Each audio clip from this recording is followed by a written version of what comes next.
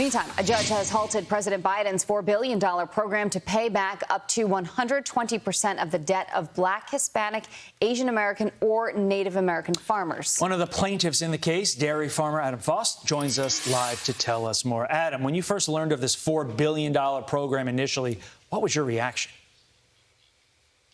Well, when I first heard about it, I thought this is the most racist thing I've ever seen. I mean, this is pretty obvious that it's just out-and-out racism, and I started looking for ways that we could fix it.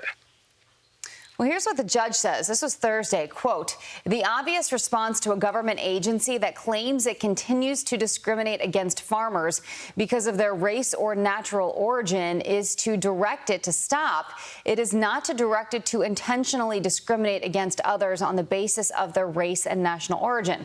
Congress can implement race-neutral programs to help farmers and ranchers in need of financial assistance. What do you think about that? Well, that just makes a lot of sense. I mean, the COVID pandemic affected all farmers equally. It didn't matter about who you were or what color your skin was. I mean, agriculture is a tough business right now, and there's a lot of people that can use some help, and we're all taxpayers. There's no reason why it should be based solely on something as abstract as one's skin color. You literally learn day one in law school that you can't discriminate on the basis of race. They don't even spend a lot of time on it because it's just so obvious. It's like day one, okay, we move on. You should assume it. You should know it. What should the government have done instead to fix what it views as racism within the farming industry?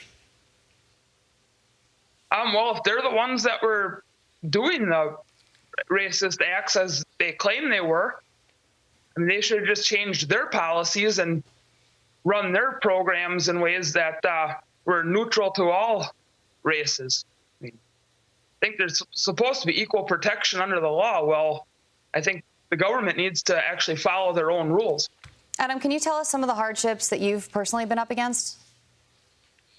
Well, when the pandemic hit and all the shutdowns started, milk prices tanked about 30 to 40%. We were very fortunate in not having to dump any of our milk, but we were asked to cut back on production on top of losing 30 to 40% of our pay price almost overnight.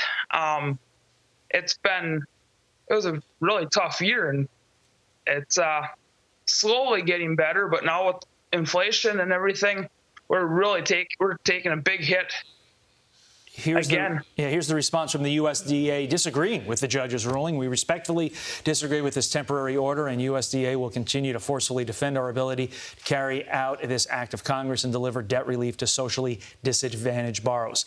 I mean, look, the people that make the rules, they're in the coasts, like they're the elites. Most of them, if not all of them, haven't been farmers. What do they miss? What do they not understand about your business?